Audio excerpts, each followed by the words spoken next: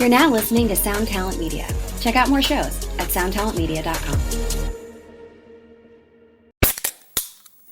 Hey, what's up, everyone? I'm Matt Migaki, the vocalist of Cryptopsy and the host of the Vox and Hops Metal Podcast, where I sit down with fellow metal musicians. We talk all about their lives and music while sharing killer craft beers. If you've ever wanted to sneak backstage and share a beer with one of your favorite musicians, well, Vox and Hops is the podcast for you. This week on the podcast, I dropped a killer episode with Johannes Ekström of Avatar. There is this episode and over 440 other ones to help you enjoy life, metal, and craft beer. So what are you waiting for? It's time to become a Vox and Hops head. Cheers! I need to plug in my phone, actually, and they just locked me out on the roof. Oh no. Yeah, I'm just going to sit in the shop for a second. Do you want to shut down and restart? No, I'll just plug my phone in. It's all good. Yeah, I got locked out. Jeez, what are you doing? Hold on, give me a second here. Sorry, Blake. You're good. Tapping on like an amp or something. Oh, no. That was you. All right, great. Yeah. Tell everybody hi. I say Yeah, hi. Blake from the Tone Mob says hi. Blake from who? No, Blake from the Tone Mob says hi. I'm doing a podcast right now. What the heck is this? People stealing my stuff.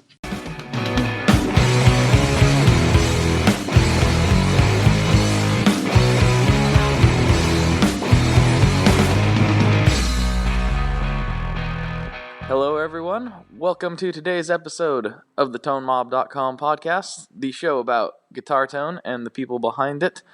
As you know, I'm your host Blake Weiland, and with me today I have Christian Terjesen from Adventure Audio. Hey. What up, bro?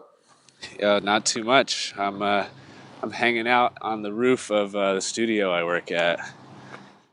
It's not a bad deal. Yeah, dude, it's great. Wicked Squid Studios in Rochester, New York. I had to plug it quick. You know, they would get mad at me listening to the podcast and me not plugging it. But, yeah, dude, it's super nice here today. I mean, this is the first day. Well, it feels like spring is coming. It was like 55 today, which is warm for up here. That's really warm for up here. Yeah. Or up here, like I'm there. Yeah. Up there. We're in the same room, quote unquote. So we're in the same city. Like today, it was all right. Like it started out just fine. Like almost like what you're describing. Like kind of like 50-ish, high 40s, and then it just started raining and winter like returned. It was a bummer. Yeah, dude, it's like a little taste of spring, and then it's like, no, actually, forget that. Yeah, like, oh, you can't have it. Yeah. Take it away. Bye-bye. Yeah, right? Oh, man, that's a bummer, dude. So, speaking of bummers, I know you had a little bit of a bummer happen recently, and I'm hoping you're going to tell me that it's been resolved. Yeah, it has been resolved. Well, the situation was I had a bunch of enclosures stolen off my back porch. Yeah. So that was a huge bummer. I actually was out of town, and I signed for the package the night before, and I knew two of my friends were coming by my house to grab some gear for shows they had on the weekends. And I said to both of them, I was like, yo, if you see a package on the back porch, just bring it inside and lock the door and whatever. And both of them said that they didn't see the package, and I was kind of like, oh, dude. So yeah, I came home, and it wasn't there. My neighbor didn't have it, so I filed a claim, and I worked it all out with the enclosure manufacturer. So we're all right. You know, that's good. I mean, that's cool that they were willing to work with you, but like, yeah. What is somebody going to do? Like, is there a rival pedal manufacturer in your neighborhood? They're like, I'm going to get those adventure closures, so he's delayed on his release. Mine will be... Oh, man. I hope there's not. I hope no one's out for me. I mean, I've had some weird stuff happen at my house the last month. I don't know if it's, like, appropriate to talk about, but there's been some unmentionables left in my backyard. Where I'm just really? like, I was like, who is back here? Like, who is, fooling around back here? That's weird. Yeah, so, I don't know. It's kind of a strange neighborhood. I guess. Is Is it in the same neighborhood as the studio, or are you No. separate?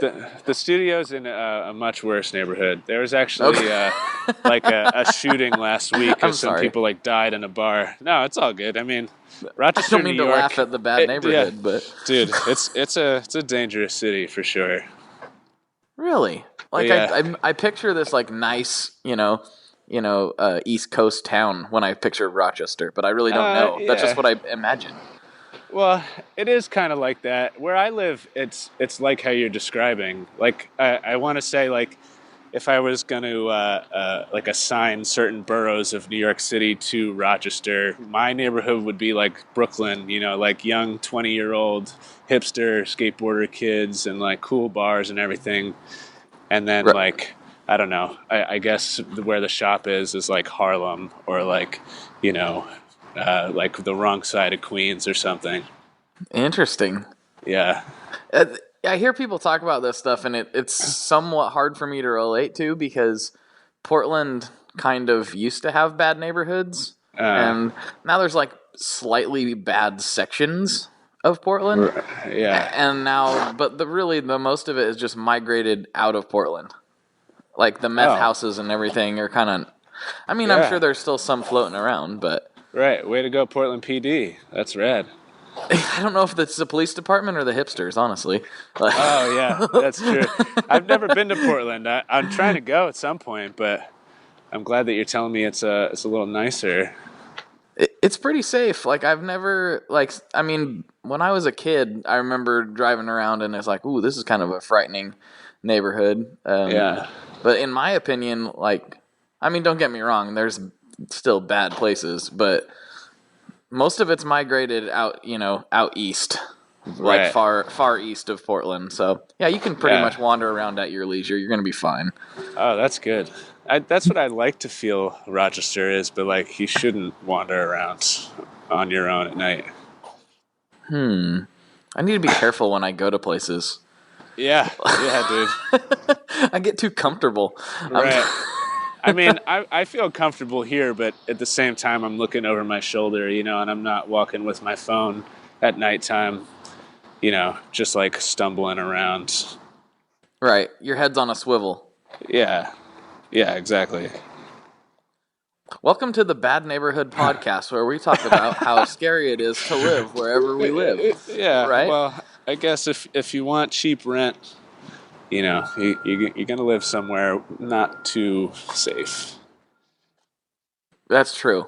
I mean, Yeah. if you want to be in the nice hood, you got to pay for it. Yeah, exactly. I just said hood like I'm so it's like gangster. I mean, like it's but it's an unbelievable. abbreviation for neighborhood, so Right. yeah. I'm if like you the wanna live whitest, in a nice pastiest hood. dude on the planet. Yeah, dude, you can use lingo. What's stopping you from using cool lingo? Man, I grew up on the hard streets of Oregon City. I was surrounded by like kids on bicycles and puppies. It was rough, man, dude. because I Yeah, didn't it have a sounds rough. puppy. Yeah, dude. Oh man, your mom made brownies every week, type of thing. Yeah, she made brownies. We got to have as much Kool-Aid as we wanted. Eggo waffles galore. Oh yes, You know? dude. I haven't had an Eggo waffle in a minute. I haven't either. That sounds Yeah. really good. Yeah, maybe sometime soon. We'll see what happens. There's a see. good chance that I'm going to be having Eggo waffles this weekend just because of this Yo. conversation. Yes, dude. I'm probably gonna go get some too. There actually might be some at the studio now that I think about it. I'm going to Yeah, text you some alright. pictures of when I'm eating the Yeah. Eggo waffles. Yeah. Yes, I'd like to dude. say I'm going to post them Please. on Instagram, but I think people might get Yeah. like weirded out by it.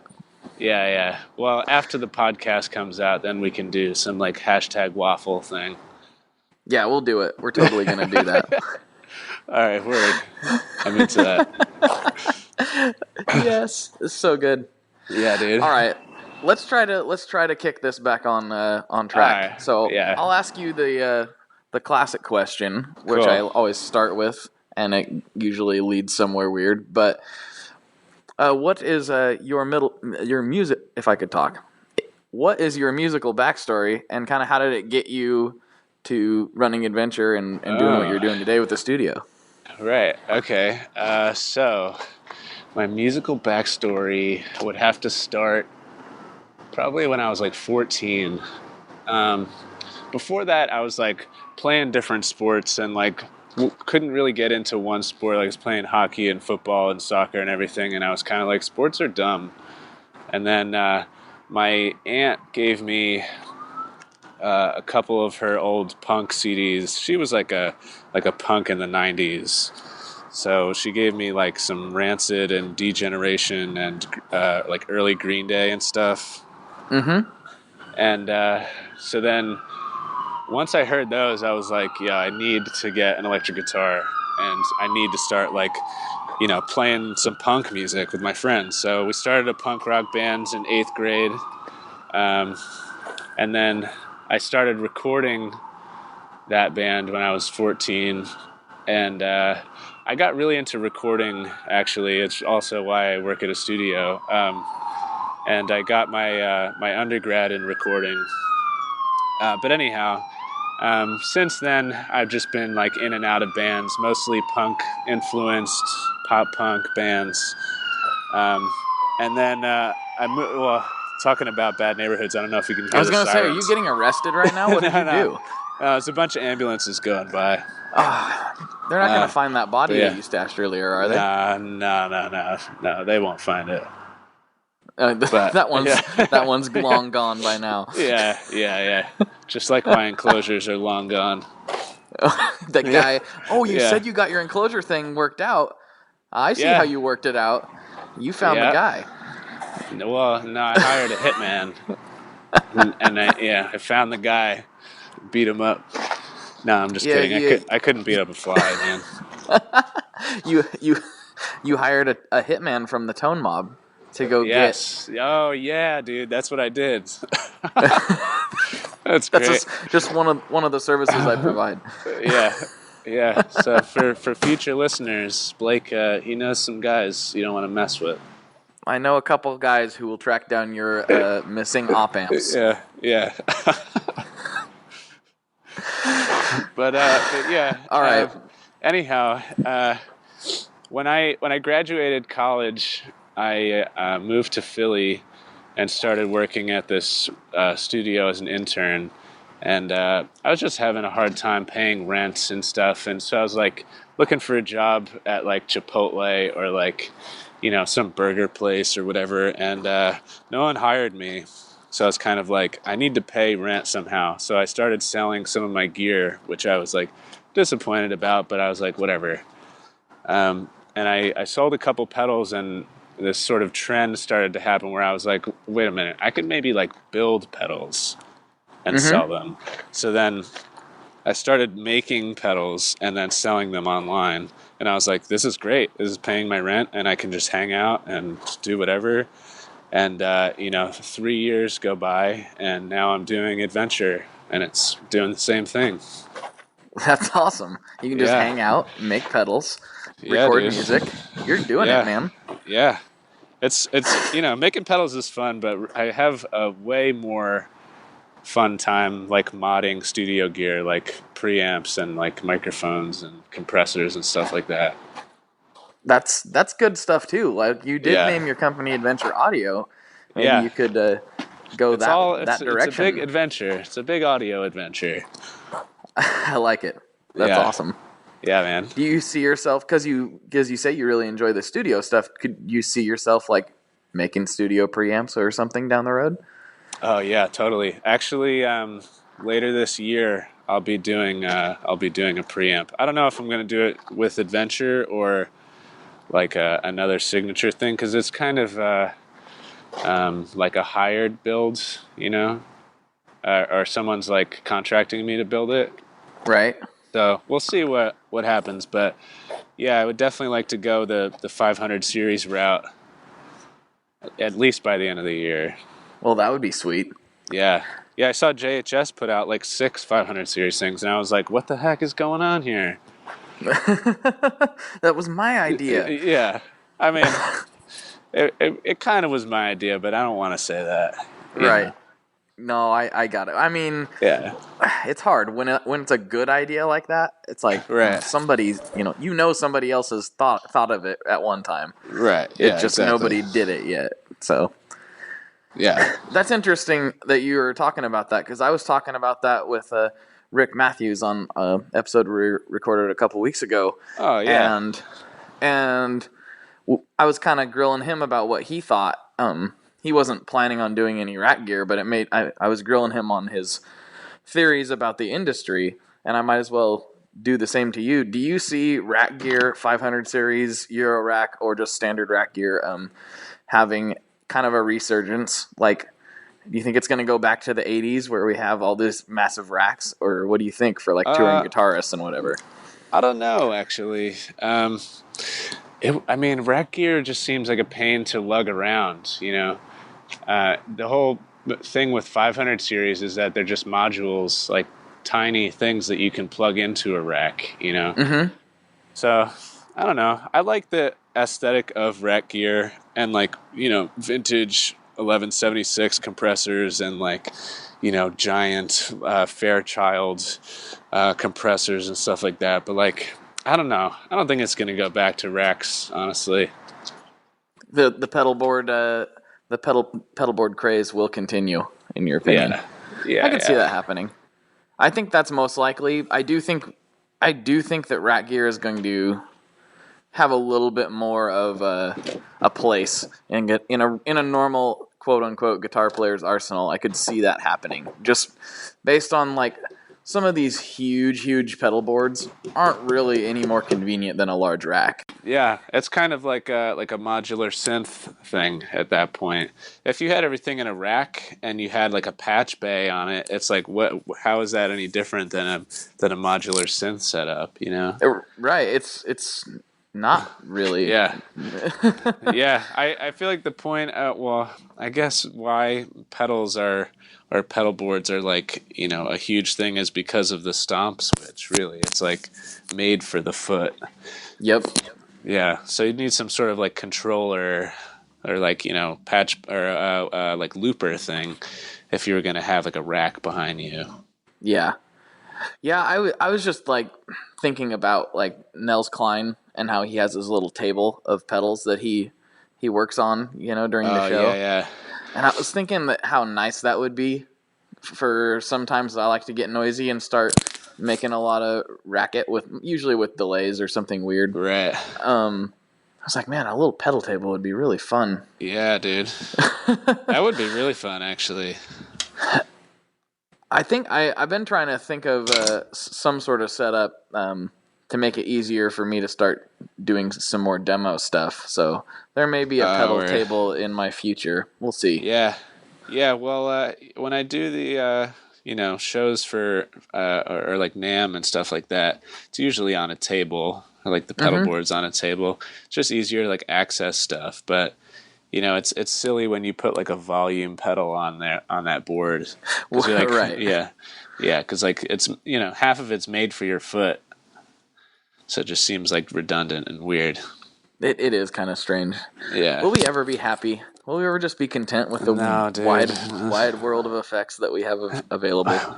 Well, I could go one of two ways with that. I could say like no and be the pessimist, or you know, glass half empty type of thing. Like we'll never be happy with anything, blah blah. Or I could be like, yeah, you know, we could be happy with what we have. You don't want people to be happy with what you have. You're trying to sell pedals. Yeah, but you're supposed to say no. Everyone needs all adventure stuff all the time. Well, no, dude, I don't want that. I like the big like community boards and stuff. And you know, if someone makes something better than me, then it's like get that thing. That's what that like looks way more fun than mine. Right. You know. Well, that's very nice of you. Yeah, I have a place. Everyone has their own place in the pedal community. You know, you find your thing that you make really well, and then you just do that. Yeah. That's very, very true. That's very, very diplomatic of you. Yeah, I mean, I was talking to my mom about socialism the other day, and I was like, I'm not a socialist, but like, I do kind of agree with Bernie Sanders. He just seems to have if I could even talk about it. Right. He seems to have a better financial plan in place with, you know, lifting the ban on marijuana, the federal ban, and like applying those or that revenue towards schools and healthcare and stuff, the taxes won't go up that much. It's like a brand new revenue stream, and it'll keep people out of jail for like, a kid on the street smoking a joint type of thing. Right. Just seems a better plan. I don't know how much I can say I support really any of the candidates, to be honest, because I'm pretty pessimistic politically, but I do like that idea. And just from I'm a pretty conservative dude by and large, but that's one thing I've always found a little bit silly. And we could be benefiting from it as a country. Well, I said we were not going to talk about politics. What are we doing? Yeah, all right. Okay. So it ends here. We both agree that's a decent idea. Yeah, that's good. Well, yeah. Well, you said the word diplomatic, and I was like, okay, now we're talking about politics. I shouldn't bring up diplomats. I'm sorry. Yeah. It's all good. Oh, I got to be honest. I think that particular topic has come up before, but I don't know that we really started getting dipping our toe a little bit further. We were almost ankle deep. Right. Oh yeah, dude. We almost were in there, but no, we need to talk about pedals now. Forget politics. Right. I mean, come on. This is a pedal podcast that talks about pizza, not a pedal podcast that talks about politics. Yeah, right. Pizza and pedals. That's what we need. That's what the world needs. Yeah, if we had more of both, everyone would be happier, I think. Yeah. Oh yeah, I would be so happy. All right, let's do a little more. Let's talk about you. What was the first pedal that you made as an adventure, or just kind of what was the first one you started selling? The first one I started selling was called the Siamese Growler, and that was a sort of like a medium overdrive and a boost, like independent of each other. So you could have a boost if you wanted, or an overdrive if you wanted. Right. And I'm actually in the process of revamping that pedal, as I discontinued it maybe like a year and a half ago. Okay. But it's coming back as the Glacial Zenith. I don't know which name I like better. Yeah, those are both cool. good. Yeah, I try to name them, appropriately, I guess, or try and entice people to be like, oh, that sounds cool. It's got to make cool sounds, Right. That does sound cool. Glacial Zenith. That's that's deep, man. Yeah, the guy I share the tech shop with, he's also a recording tech here. He's really good with words. So I'm like, yo, I need something that means like the top of something. And he'll just be like, how about Zenith? And I was like, done. Perfect. Yeah. And Glacial just sounds awesome. Yeah. I was talking to I don't even know how to say this guy's name. Asierg. I don't know. Askier. The guy from Pedal Projects. Oh, okay. I'm sorry, I'm butchering your name, dude. I couldn't do any better. I always grill people on what their names are before they come on the show. Yeah, but he just came out with something called a Glacial Chorus. And I was like, dude, I don't want to step on your toes. Like, I had that idea before you came out with it. I heard it. And he was like, oh, no problem. It's not even the same pedal. I was like, all right, cool. Beautiful. Yeah. Yeah, I don't think there would be too much confusion there. Yeah. Cool, man. So, do you have any particular circuits that you would say are your favorite of yours or somebody else's, just kind of from a design, a circuit design standpoint? Maybe. Well, I've been messing around a lot with the FV1 the last year, and it just seems like a template that I could upload code to, that it could be any pedal really that I wanted it to be. Right. And because I've studied that pedal so intensely in the last year, I know the ins and outs and what to change to make it sound like this and blah blah blah. Most of it's digital, but just that circuit in general has amazed me. Nice. So how do you find it reacts to how do you find that the digital aspects of that FV1 platform react to the analog things like preamp parts and stuff to the various reverbs or delays or whatever? That's what a lot of people use it for, so that's why I said it. But Right. So you're saying, like, how does it compare to analog reverbs and delays? No, not so much that, but like, say you make a reverb and it has some people design them with a, like a preamp section in that pedal, if that makes any sense. Yeah. Does it Yeah, I really gotcha. change the sound of the digital part of it that much, or is it more just boosting signal? Yeah, well, it depends how far you boost the signal, really. It's like, if you have a preamp that's way too hot and then you're overloading the chip input, then it's sort of like it's going to clip going in, and then it's going to sound either really cool or like garbage coming out, Now I'm kind of excited to see what that would do with like something that's a classic circuit or not classic circuit, but classic algorithm that everybody kind of knows. Right. Like, I'd be interested to hear what a supermoon sounded like if you slammed it with something. Well, I guess I could try that at home, couldn't I? Yeah. I could try. I've never purposely tried to make a reverb clip before. Right. Well, I'm sure he has some sort of limiting thing going into it. Well, that's or true. Like, yeah. Yeah, I guess you'd have to really be designing it. And, well, I don't know. I wouldn't do it on purpose to, like, overload the chip, because then you could just overload it afterwards. Or, like, when it comes out, and then you can put distortion on it or whatever. It makes more sense. I see. Yeah. See, this is why you make pedals and I talk about nonsense. Yeah. We don't talk about nonsense, but, like, we can talk the same language sometimes. Sometimes. I know just enough to be super dangerous, and that's about the extent of it. Dude, honestly, that's where the great ideas come from, is like guys like you, where, you're like, what if we made something like this or like this? And like immediately I would be like, no, that doesn't make sense to do it. But then it kind of makes me be like, what if though? What if it could be this way? I have an idea, and I talked with Tom Kogut from Tomcat about it. Oh, and, yeah.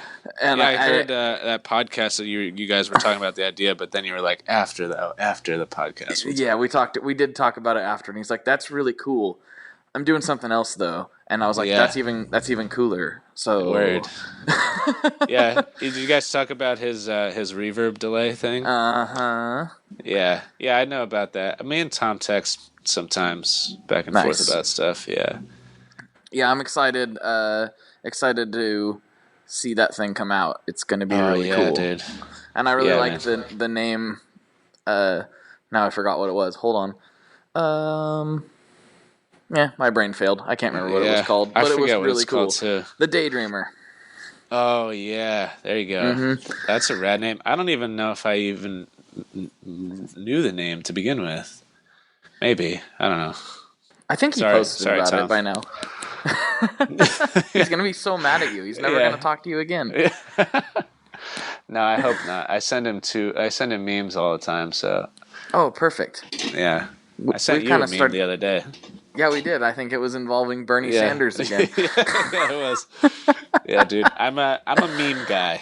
Are you? I like memes. If you want to get on my good side, send me some memes. On my Instagram, everyone. It says send me some cat memes, but that's a little specific. Send me whatever memes. Just all right, everyone. If you need to email Christian all of your best memes to get on his good side, please. You'll go through my Instagram and more than a select amount of them are memes. Just meme posts. I just like to reblog. Yeah, dude. There's people who make careers out of that these days. Yeah, I don't know how that happens, but that's cool. I don't either. Seems like a really I don't know. Seems like a really odd way to go about things. But hey, whatever. Yeah, from a serious promotional standpoint, I'll post memes on my Instagram and get a crazy amount of likes and tags, and it just brings people to my Instagram. Right. It's crazy how it happens. I agree. I've tried to kind of the same thing. I do keep them guitar related most of the time. That's why I've only done one. One of them was only done like one or two. I don't remember how many there actually are, but one of them was like Jimi Hendrix crying because Lil Wayne had picked up a guitar, and no. that That sounds good. everyone got a pretty big kick out of that. I might have to repost that one again. Yeah, it was dude. like months ago. I did. I saw this. I saw this Jimi Hendrix meme that was like something along the lines of like, "How did he get that tone?" And someone photoshopped like a Line 6 amp into it. And it was like, I was like, "Oh, that's great." I mean, like guitar memes like that are hilarious to me. I agree. It's good stuff. Yeah. For well, sure. speaking of tone, because that's what we're about here. Totally. So I misled people to believe. Yeah. Do you have any like tonal heroes or things that you shoot for, things that have inspired you, etc.? I could talk about some of my favorite amps. Do it.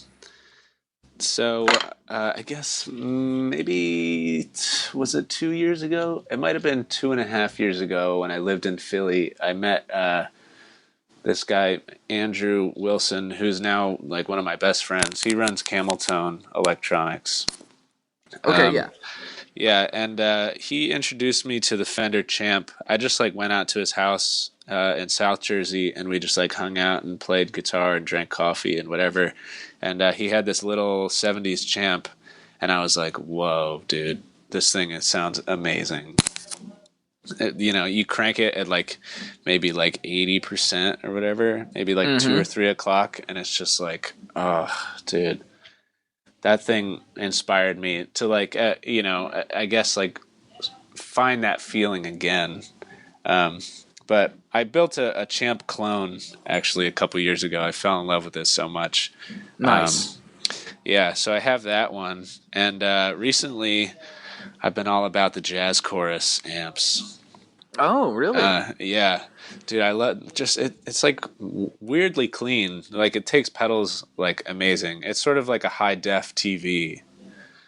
I mean, it's not great for everything, but if you want that like glisteny top end and like shimmer reverb, like really sharp decay or really sharp delay type of notes, Jazz Choruses are what's up for that. I've been eyeballing those for a while, and I've plugged into them a couple times and going like, I really like this. Is this something that I would use? And I always kind of invariably come back to I don't know. Right. Because I whenever I'm playing with amps, I kind of just with the exception of the Jazz Chorus, I can usually tell if it's going to be something that's going to work for me with my pedals that I like to use. Like I'll just give me a tube screamer to try into it, and I'll probably know if I'm gonna use it or not. Right. Except I don't really play with the tube screamer. I just know what that sounds like and how it reacts. It's like your reference point. Yeah. So I kind of plugged into that with the tube screamer and played with it for a while. I was like, man, I really like the clean by itself. I don't know about the rest of my gear. It was like one that kind of left me questioning, and I didn't end up bringing it home. So now you've really piqued my curiosity again. I gotcha. Well, I don't run too much distortion into it. It's really just like for an ambient type of thing. The thing with amps for me is I'll pick up broken amps at like pawn shops and stuff and fix them for me, and then people at the studio can use them.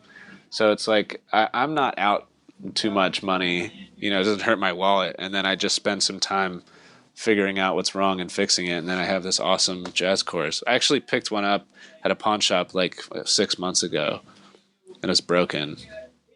And you're gonna bring it back to life. Yeah, it's actually sitting right here. I'm in the tech shop now, but yeah, I got to figure it out. That's rad, man. Yeah. Now I'm gonna be trying to track one of those down to play it again. Yeah. 'Cause this was a couple of years ago, so very interesting. You should, dude. This one makes this crazy like dubstep-y like sound. There's something weird with the clock signal of the chorus chips that it's like getting into the signal path. I don't know what's going on, but I posted it on Instagram, and Juan from Pedals and Effects tagged Nick, and he was like, "Yo, you should get this." And I was like, "This isn't a normal thing that happens with the jazz chorus. It's like it's obviously broken." That guy seems to really like some broken sound, so I mean, Yeah. which I can fully get on board with. So that might work for him. Yeah, those guys, they have some awesome videos. Yes, they do. Yeah, I'm actually gonna send a whatever about to them at the end of the month. Oh, sweet. Yeah, I was hanging out with them in LA for a little bit when I was there for NAMM or like Anaheim or wherever we were. I don't know. You know, somewhere on the West Coast in California, wherever it is. Yeah, it was wherever.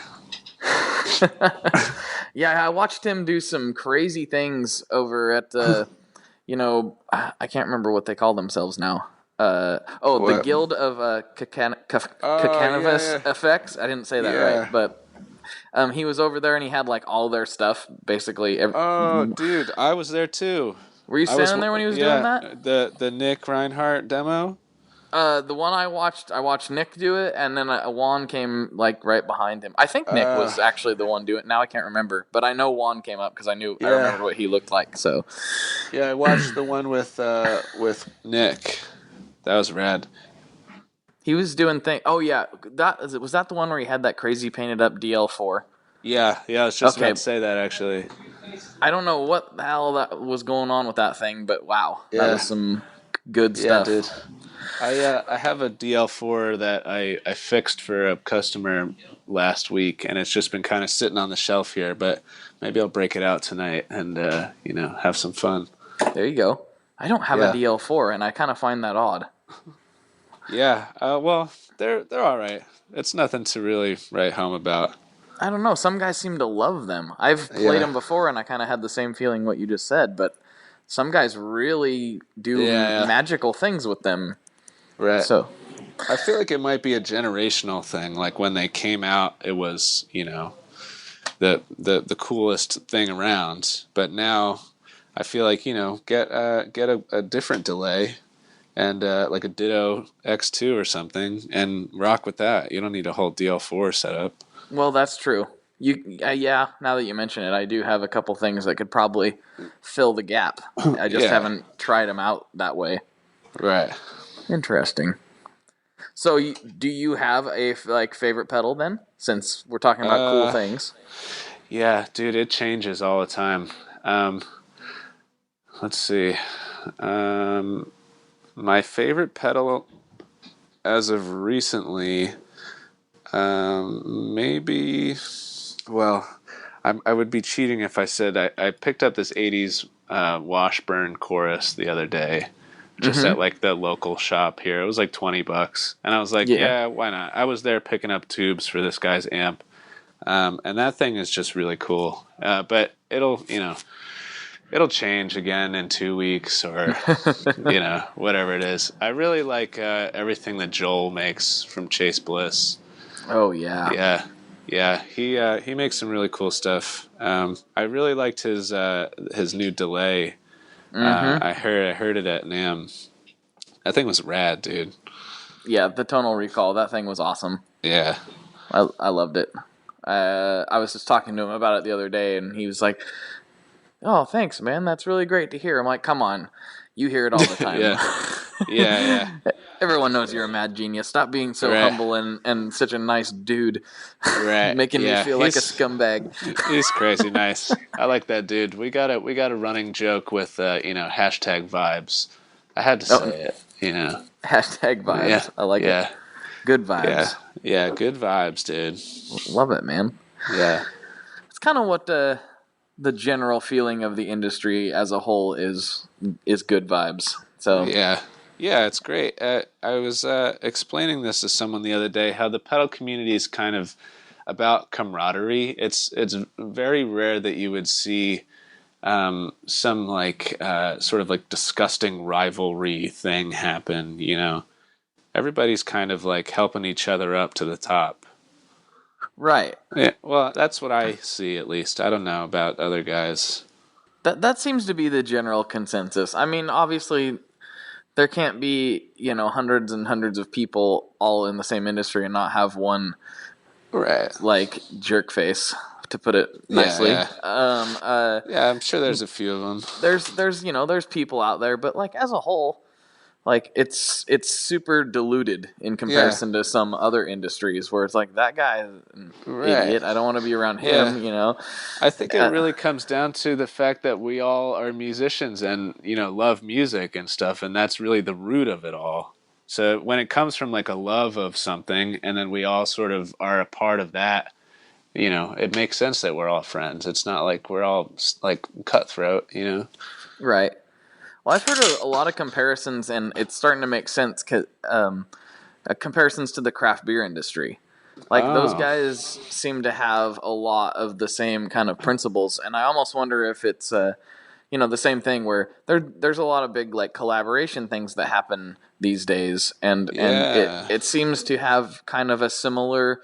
Obviously on a bigger scale because there's more people that drink beer than play guitar, but there seems to be a similar trajectory with the market, as far as the percentage of sales and blah blah blah blah blah. It just there's a lot of similarities in the two, and I think That's interesting. It might delve back into like being a creative type person. Right. I almost wonder if it has something to do with that mentality. I don't know. Well, I think most entrepreneurs are creative people, so I mean, that makes sense. Yeah. But quickly, speaking of craft brews, have you tried that new Sierra Nevada where it's made with like cactus, like fruit or something like that? No, I have not seen that. Yeah, it's really great. It's kind of like it tastes like a sour apple almost. Really? I think it's like a sour lager. They're labeling it as, but next time you go to a bar or something and you see the new Sierra Nevadas, try it out, dude. It's great. I'll keep my eyes peeled. They pretty much send everything everywhere these days, so it's I think they're closer to you though. They're in California. Yeah, they're really close. I think they actually have several breweries kind of spread out at this point. Yeah, that I can't remember if sense. they have one really large brewery or if it's several spread out, but they have large distribution. So yeah, they're doing it, dude. I'll keep my eyes peeled. I've always liked a good classic torpedo. So. Oh yeah, those are great too. I'll stick with the pale ales. Those are my favorite. Yeah. Yeah, dude. Is that your go-to, you think? Yeah, well, if I look at a beer list at a bar, I'm just like, what is all this nonsense? And I'm like, oh, yeah, pale ale. All right, I'll go with that. Nice. Yeah. I'm the same way, but with imperial stouts. Oh, yeah. I kind of like everything, but like I'm not a huge stout guy. It can be a polarizing thing. Some people just absolutely love them, and some people it's like that's too much for me. Some people it's not enough. I need a double, quadruple imperial stout. Yeah, dude. I know some people like that for sure. I kind of lean that way a little bit once in a while, but it's hard to do that all the time. You just get full and oh yeah, dude. Those are sippers. Those are what those are. And I'm right. Yeah, I'm I like down that with phrase. It's a sipper. It's a sipper. You just enjoy. I'm actually going to meet up with my art guy at a restaurant bar after we do this podcast. We're going to do some art for some new pedals coming out this year. Oh? Yeah. Can we talk about those? Yeah. Well, they're still kind of in development, but I'm doing a delay. I haven't really figured out what I want on the tails yet. I'm also open to ideas. I know I want like an octave up function, and then maybe like a bit crush thing. And I don't know. We'll see what happens. Right. But yeah, that'll come out. I want to say shortly after the whatever comes out at the end of this month. What else do I got going on? Oh, that's exciting. I got a buffer that I'm working on, which is sort of like, your standard buffer, really small enclosure, but it's going to be run on 18 volts. So you plug in 9 volts, but then it gets converted to 18 within it. So you get more headroom and less distortion. Cool. And it'll also have an output with a switch, so you can select 9 or 18 volts output. Oh, so cool. you don't lose a power jack from your Voodoo supply or whatever. It just goes right through, and you could step it up to 18 if you want to send it to like an overdrive or something. That's really cool. Yeah, I like that a lot. Yeah, so that's like a kind of like a utilitarian little tool. I don't know if I've heard of that option on a buffer. Buffer. Maybe that's what I'll name it, dude. The buffer. Oh man, that's great.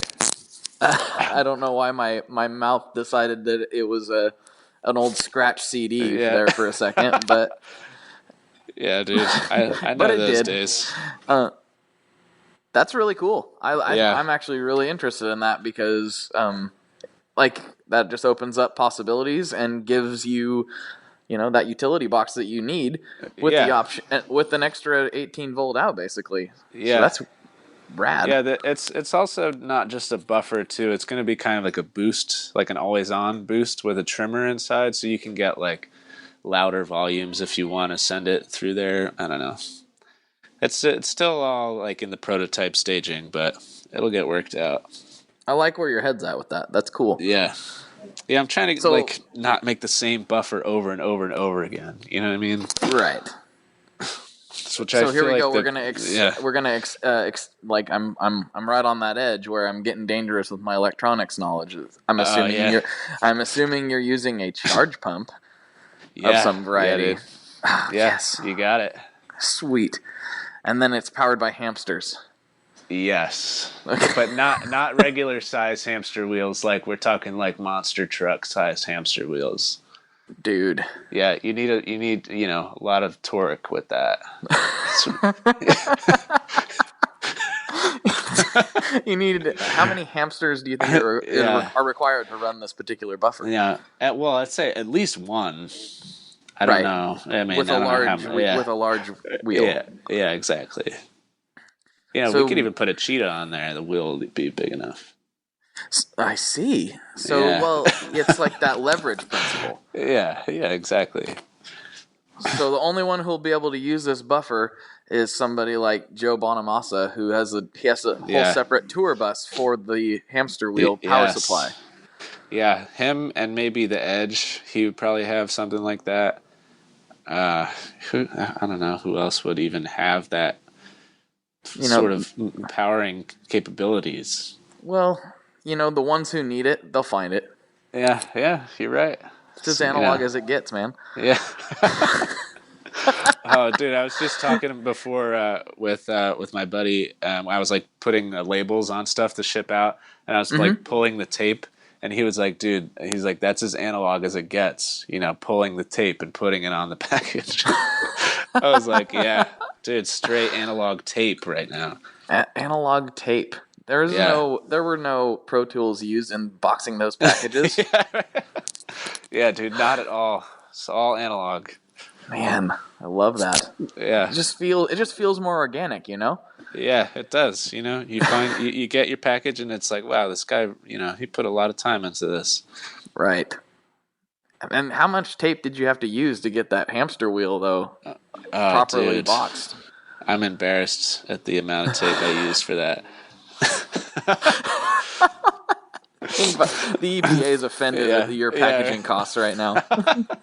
Yeah, dude.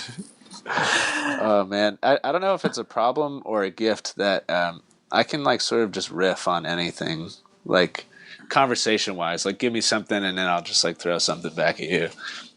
I don't know if it's a problem or a gift that my brain thinks of these things to even talk about. Yeah, I don't think it's a problem at all. It could be construed as a problem when you're attempting to run a guitar podcast and you only spend 20 minutes of the time talking about guitar-related things. Right.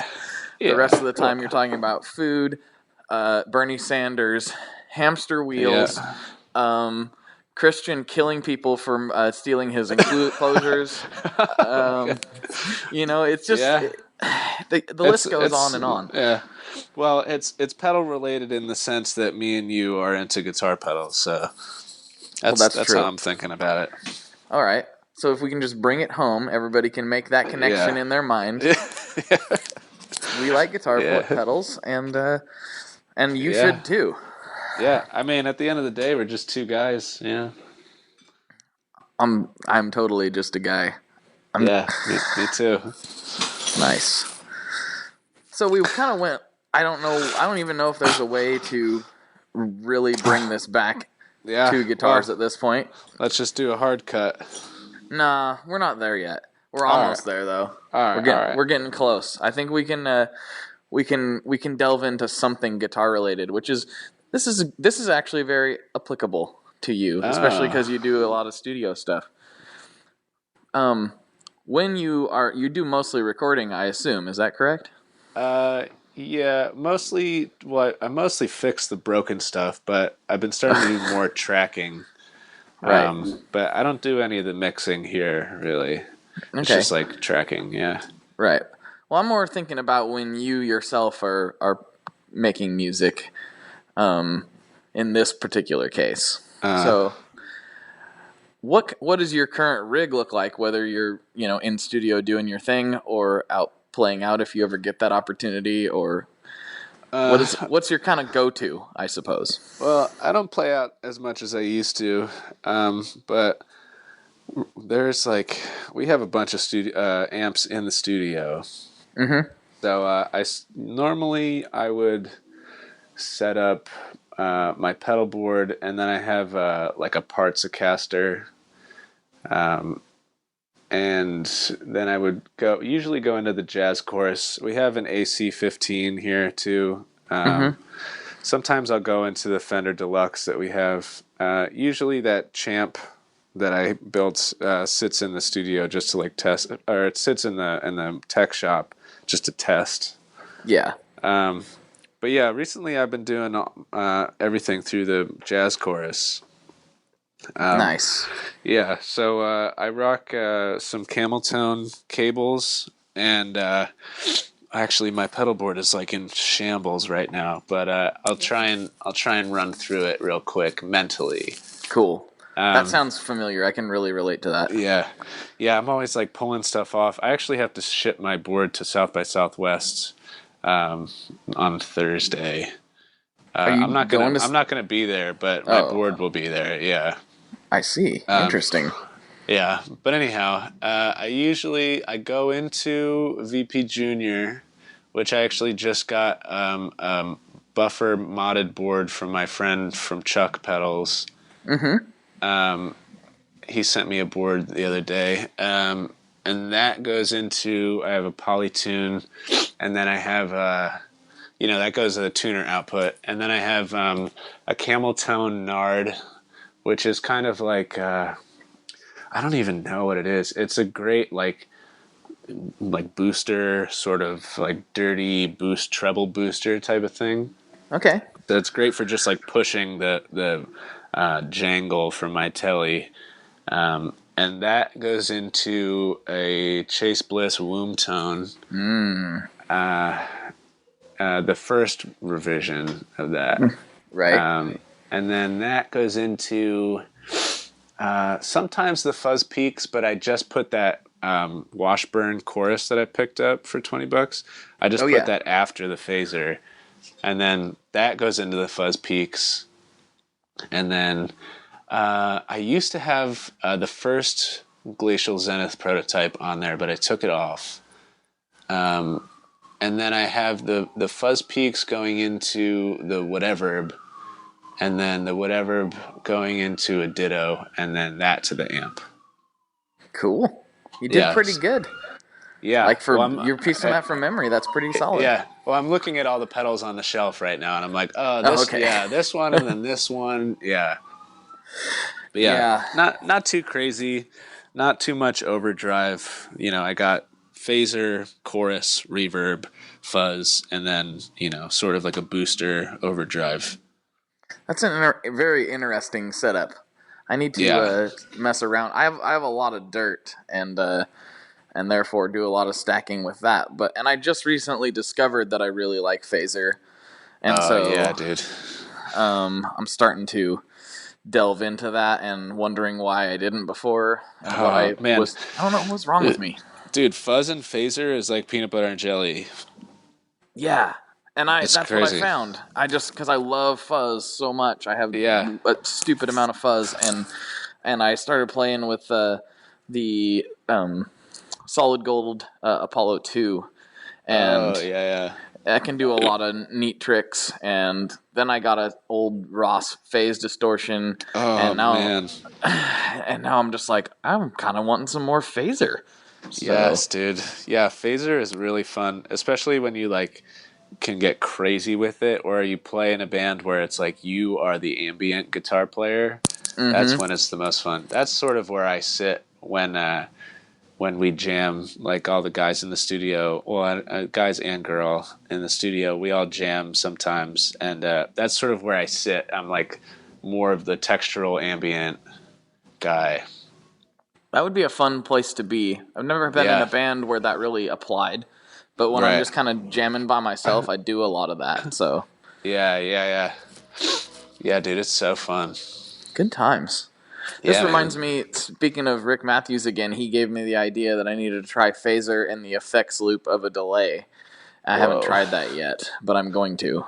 Yeah, dude, that sounds awesome, actually. Mm-hmm.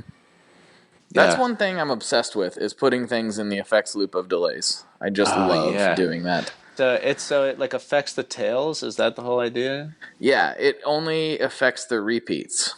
Oh, word, yeah. Dude, that sounds rad. It's so good. Yeah. It's so much fun, and it opens up all kinds of weirdness that you can do. Right. Because, I mean, you can, like, take it and, like, have a whole nother loop. Like, I'll, like, do, like, an overdrive with a reverb on it, you know, and that's only affecting the repeats, and then it gets mixed back with the dry signal, and gets weird. Dang. So. Yeah, that sounds great. When you said that, I was like, how can I do that? How can I do that on my delay? I'll figure it out. I don't know. Well, you could definitely, like, I'm sure you being somebody who makes pedals could mod one if it doesn't have it, but not very many delays have it as a standard feature, and I don't really know why. Right. So yeah, I guess people haven't really. I feel like the reason why things don't take off is because people don't understand how it works or why you should use it. Right. So so it's like that's the whole point. Demo videos exist. It's like you should use this, and I'm showing you how to use it. You know. Maybe I need to blaze the trail for that, because I feel like I'm the only one talking about it sometimes. Yeah, dude. Yeah. You are the one who gave me that idea. I guess like indirectly from Rick, but like I hadn't even thought of that before at all. Well, yeah, it was actually like something I was grilling him on. I'm like, I love doing this. We were talking about, you know, effects loops in delays. What do you like to use in your effects loop? And he's like, oh, dude, phaser. Oh, hell yeah.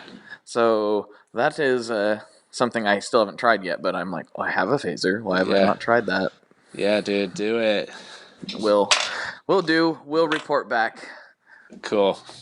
Nice, man. Good times. Yeah, dude. Well, we're right there at that time. So, do you want to? I always like to have people kind of plug all their stuff at the end of the show. Where can everybody find you on the interwebs or in real life? Yeah, so in real life, you could find me at Wicked Squid Studios in Rochester, New York. On the interwebs, you can find me at adventurepedals.com. On Instagram, adventure_audio. Facebook is just adventure audio. I think that's really it. And, you know, if you want to send me some memes, we can be best friends. There you go. Beautiful.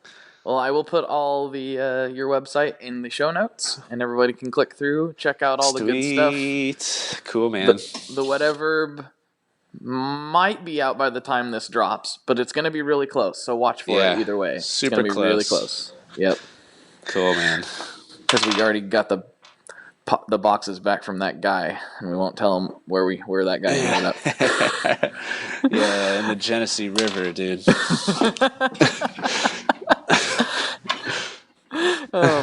Good times. Yeah. I think we've done a couple firsts on this episode. I don't think we've actually talked about murder before, but now we've broken through that barrier. What's Yeah, off dude. limits at this point? Hey, there's a first for everything, you know? Right on, man. Yeah. All right, well, let's wrap this up. What do you say? Yeah, all right. Sounds good. All right, everybody. So for Christian, I'm Blake, and as per usual, good luck and good tones. Peace out, yeah. Later. All right, everybody, that does it for this week's episode. As always, thank you very much for tuning in. And if you just can't get enough of my rambling, head on over to your favorite podcast player, which you're probably in right now, and check out the latest Chasing Tone podcasts. That show is one of the reasons that I'm doing this today. I listened to that podcast, got inspired, and so it's quite a nice turn of events to have been asked to come on for a couple episodes, and I sit down with Brian and we talk all kinds of nonsense, and actually I get into some good stuff here once in a while. So if you can't get enough of my ramblings, there's a place to go check out some more. And what else is new? Yes, I'm going to be headed to Nashville in a couple weeks, so if there's anything I need to scope out while I'm down there, shoot me an email to info@tonemob.com or get in touch with me on Instagram, on the Facebook group, the Tone Mob Facebook group, Twitter, Snapchat, all those good places. Let me know about any Nashville stuff I need to go check out while I'm down there. So with that, I'll see you guys later and have a good week.